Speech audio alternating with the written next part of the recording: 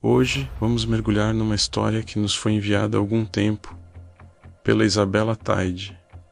É um daqueles relatos de família que passam de geração em geração, arrepiando a todos que escutam. A história aconteceu com a mãe dela, na casa onde passou parte da sua infância, um lugar que guardava segredos sombrios no quintal. Imaginem a cena: uma casa simples, talvez no interior, com um quintal grande, cheio de árvores, e o banheiro do lado de fora, como era comum antigamente. Essa configuração já cria um cenário de vulnerabilidade, não é mesmo? Principalmente durante a noite. A mãe da Isabela tinha uma irmã que, por algum motivo, sentia um medo terrível de ir ao banheiro sozinha de madrugada. Sempre que a natureza chamava, ela acordava a irmã, a mãe da Isabela, para lhe fazer companhia. A tarefa era simples: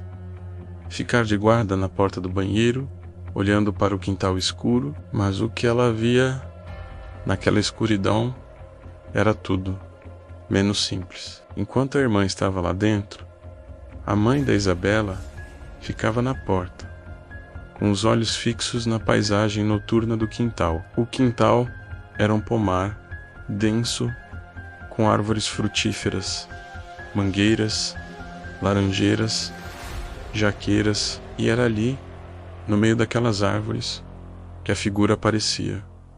Todas as vezes, sem falha, ela via um homem. O coração de uma criança disparava. O que você faria numa situação dessa? Gritaria? Sairia correndo? A reação dela era uma mistura de medo e uma coragem infantil, talvez até uma curiosidade mórbida. Ela precisava ter certeza, precisava saber se aquilo era real ou apenas uma sombra, um fruto da sua imaginação assustada. Então, tomada por essa necessidade de entender, ela deixava seu posto na porta do banheiro e caminhava, passo a passo, em direção à árvore onde a visão macabra se manifestava. O som dos seus próprios pés na terra, o farfalhar das folhas, tudo parecia amplificado na quietude da madrugada. Cada passo a aproximava mais do local, mas, ao chegar exatamente debaixo do galho onde o homem deveria estar, não havia absolutamente nada, nenhum corpo, nenhuma corda, nem mesmo um galho quebrado. O ar estava parado. O silêncio era total. Só havia as árvores e a escuridão. Confusa, talvez até um pouco aliviada, ela pensava que talvez tivesse enganado, que os seus olhos, no escuro, tivessem lhe pregado uma peça. Com essa dúvida na cabeça, ela se virava e começava o caminho de volta para a porta do banheiro, onde a irmã ainda estava, e era nesse momento que o verdadeiro terror se instalava. Ao olhar novamente para a árvore de onde tinha acabado de sair, a figura estava lá. Imaginem o pânico. Você vai até o local, não vê nada, e ao se afastar, a aparição retorna instantaneamente ao mesmo lugar. É como se a figura só pudesse ser vista de uma certa distância, uma regra macabra de um jogo que ela não entendia. Isso não aconteceu uma nem duas vezes. Acontecia sempre que a irmã chamava para ir ao banheiro de madrugada. Tornou-se um ritual assustador. Ela via o homem e ia até lá.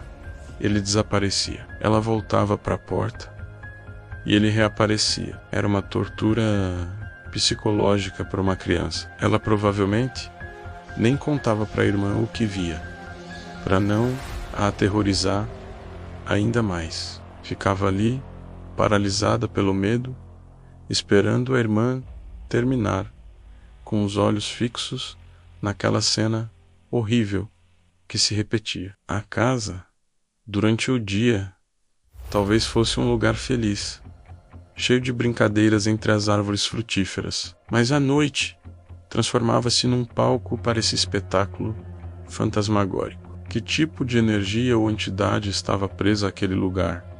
repetindo incessantemente esse ato. A família não estava completamente alheia ao fato de que algo estava errado com aquela propriedade. O avô da Isabela, o dono da casa, tinha um compadre, um amigo próximo. E esse amigo, talvez mais sensível a essas energias, ou simplesmente mais observador, sentia a aura pesada do lugar. Ele constantemente avisava o avô da Isabela. Ele dizia, com todas as letras, compadre, mude-se daqui, saia dessa casa porque algo muito ruim, uma desgraça, vai acontecer aqui com sua família. Era um aviso sério, vindo de alguém de confiança. Não era uma história de fantasma contada para assustar, mas um alerta genuíno. O amigo sentia que a presença naquela casa não era benigna e que sua manifestação constante era um presságio de uma tragédia iminente, um prenúncio de que a morte rondava aquela propriedade e poderia, a qualquer momento, tocar a família que ali vivia. Esses avisos, somados às experiências aterrorizantes da filha, provavelmente começaram a pesar na mente do avô. Viver sob a sombra de uma profecia tão sombria não é fácil. Cada pequeno acidente, cada doença, cada discussão poderia ser interpretada como o início da tal desgraça. A pressão deve ter sido imensa. Eventualmente, eles tomaram a decisão mais sábia. Com o tempo, a família arrumou suas coisas e se mudou daquela casa. Eles deixaram para trás o pomar, as árvores frutíferas e principalmente a figura sombria que assombrava suas noites.